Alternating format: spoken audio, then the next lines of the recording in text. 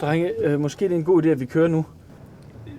Men det er Valdemar, han står og råber og skriger ude på gaden. Han er fuldstændig vild. Han taler med Rolf, det er noget med, at han bliver fyret og sådan nogle ting. Så jeg tænker måske, det er på tide, vi kommer afsted. Ja. Morten, du må lige vente. Vi sidder lige og snakker herinde i bussen. Nej! Morten!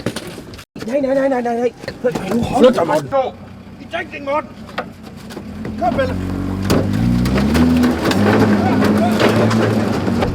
Kom rundt!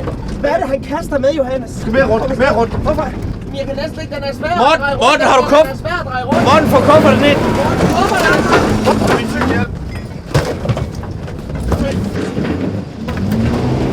Drej rundt, Pelle!